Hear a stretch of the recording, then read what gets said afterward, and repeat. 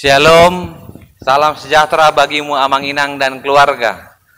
Dari gereja HKBP Bumi Anggrek, saya menyampaikan firman Tuhan di tengah-tengah keluarga, dimanapun engkau berada.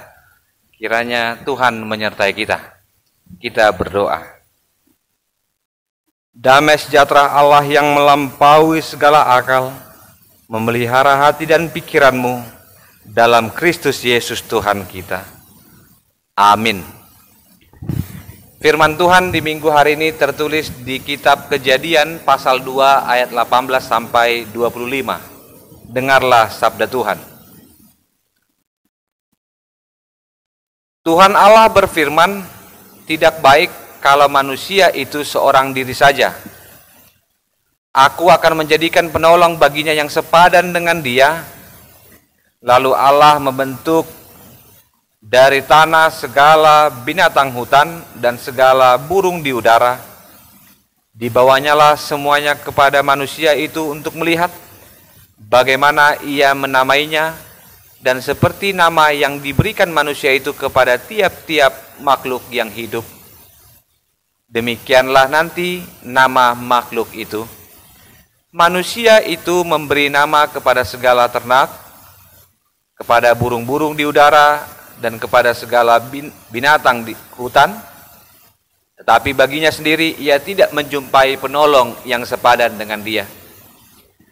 Lalu Tuhan Allah membuat manusia itu tidur nyenyak. Ketika ia tidur, Tuhan Allah mengambil salah satu rusuk daripadanya, lalu menutup tempat itu dengan daging. Dan dari rusuk yang diambil Tuhan Allah dari manusia itu, dibangunnyalah seorang perempuan, lalu dibawanya kepada manusia itu. Lalu berkatalah manusia itu, inilah dia, tulang dari tulangku dan daging dari dagingku. Ia akan dinamai perempuan, sebab ia diambil dari laki-laki. Sebab seorang laki-laki akan meninggalkan ayahnya dan ibunya, lalu bersatu dengan istrinya, sehingga keduanya menjadi satu daging. Mereka berdua telanjang, manusia dan istrinya itu, tetapi mereka tidak merasa malu. Demikian sabda Tuhan. Saudaraku yang terkasih dalam Tuhan Yesus Kristus, setiap orang pernah merasakan jatuh cinta.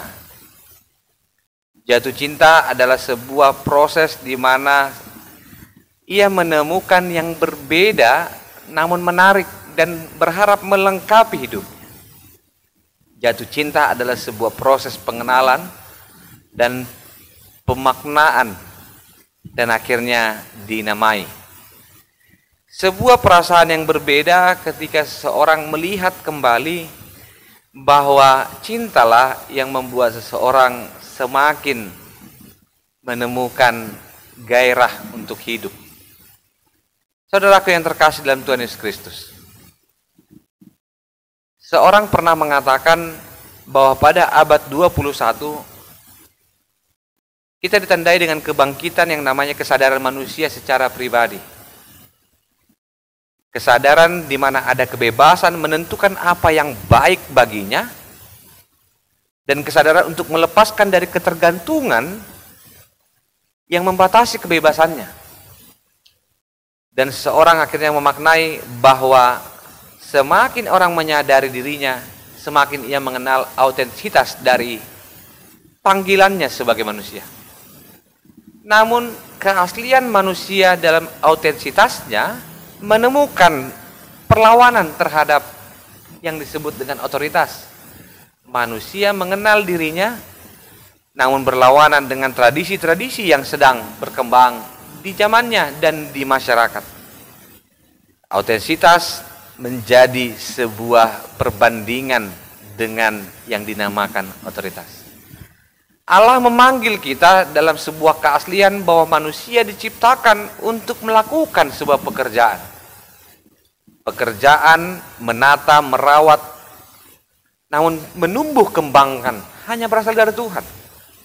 Allah yang menciptakan segala sesuatunya menjadi baik. adalah sesuatu yang menjadi dasar dari otentitas manusia itu sendiri.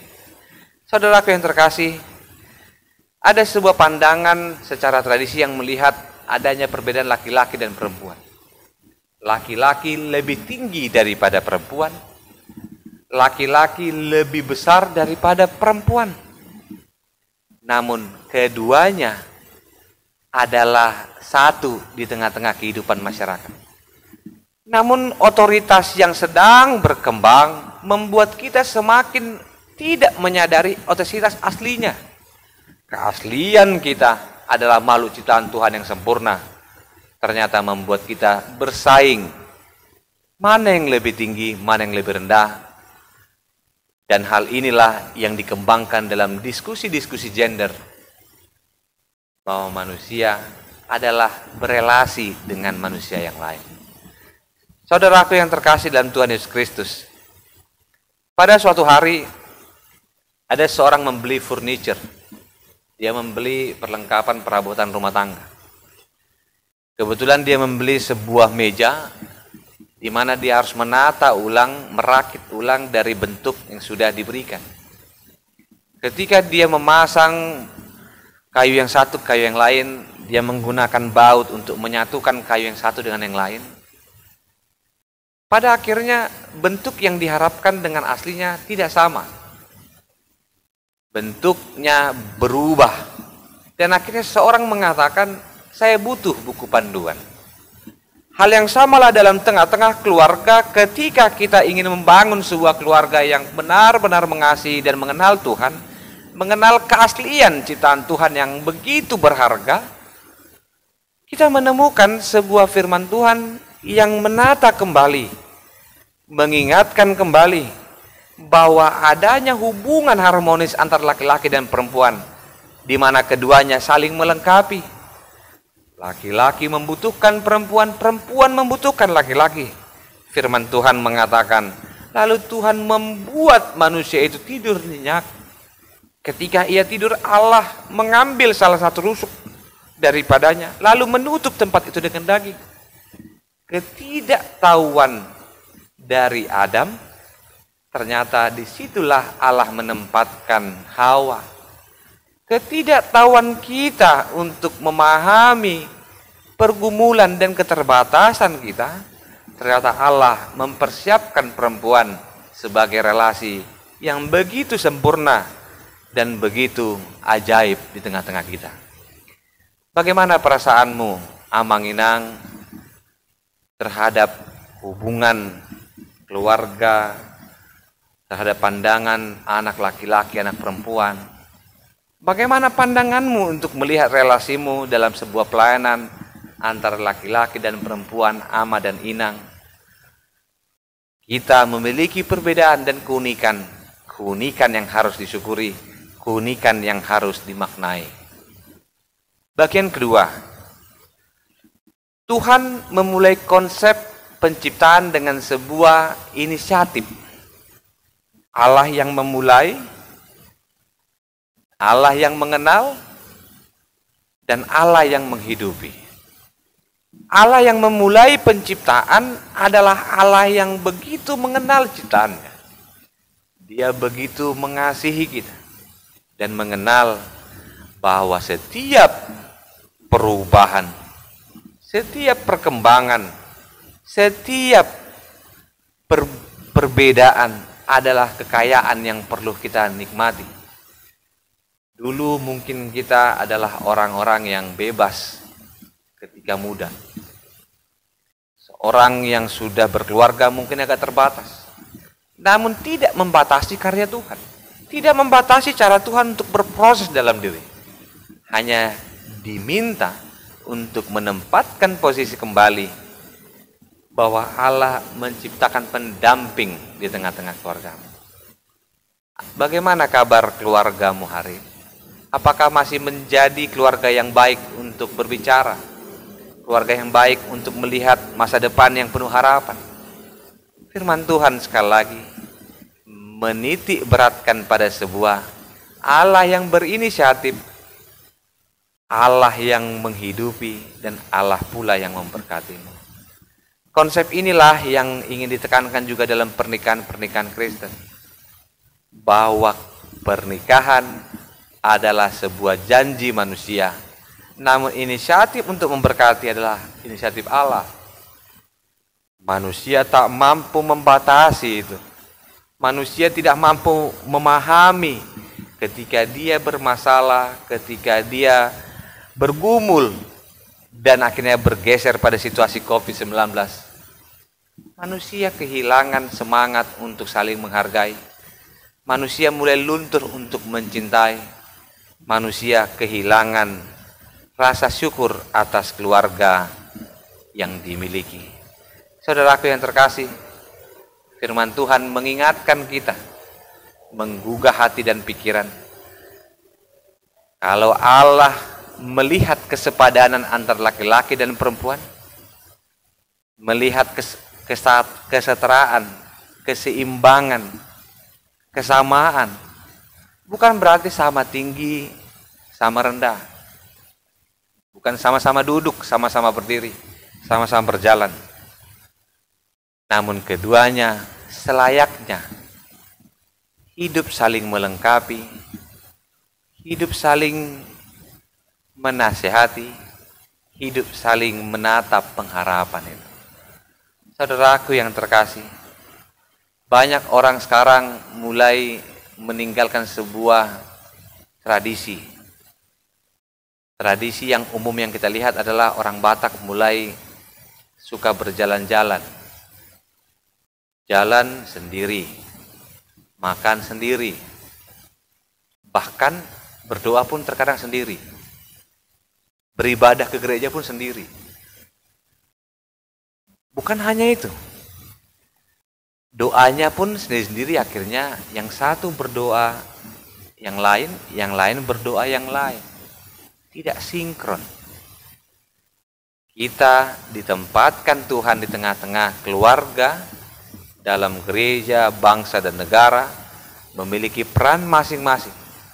Laki-laki, perempuan, sama, setara, untuk melengkapi, untuk menunjukkan autentitas dirinya, keaslian yang memiliki cinta yang dari Tuhan.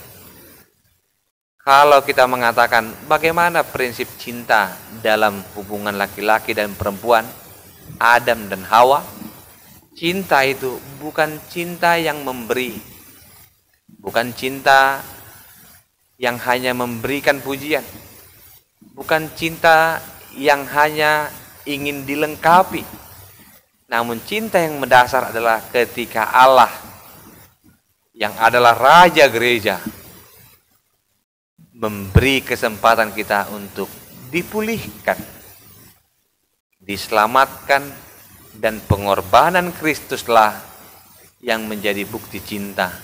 Cinta Adam dan Hawa adalah cinta pengorbanan. Berkorban untuk melihat karya Tuhan, untuk saling memaafkan, saling merindukan, saling memuji, dan saling mendoakan.